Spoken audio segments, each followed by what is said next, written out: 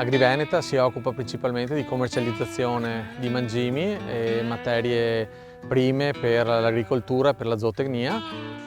Sì, va bene, ascolta, dammi 10 minuti e vengo di là, va bene? Ok, ciao, a dopo, ciao ciao. Ciao Mattia, ascolta, vado fino alle Noghere a Vilorba. Ok, Alpamix lì, Ok? qui è il piano alimentare. Perfetto, ottimo. È un lavoro che facciamo da ormai 30 anni in famiglia e la mia attività è stata quella di affiancare la pura commercializzazione a dare un servizio di assistenza tecnica e di tutto quello che può servire a un allevatore.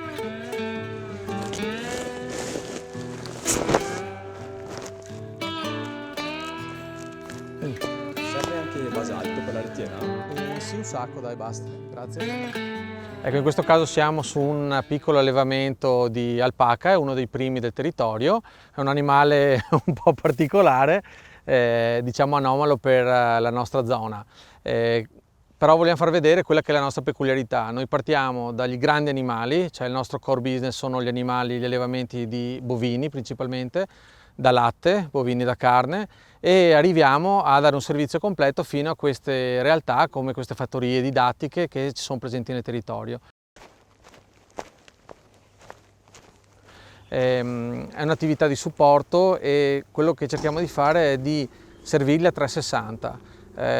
Parliamo con loro, vediamo quelle che sono le necessità delle aziende e da lì sviluppiamo dei piani sia dal punto di vista alimentare, dal punto di vista della parte agronomica, per portare a casa un risultato economico anche per queste aziende.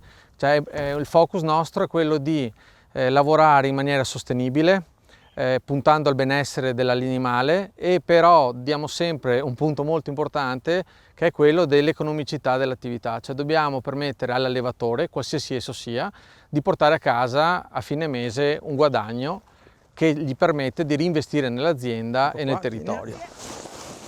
Al mangime, ascolta, qua ti ho scritto il piano alimentare, qua dietro hai i dosaggi, mi raccomando, 300 al giorno, non di più. Ecco, questo per noi è una cosa importantissima e da tanti anni, sono 25 anni che ormai il nostro focus è stato quello proprio di abbinare un'attività zootecnica, agricola, anche di tipo intensivo, però cercando di portarla e affiancare queste aziende in una fase evolutiva, diciamo, verso la sostenibilità economica, ambientale e, importantissimo, il benessere per gli animali.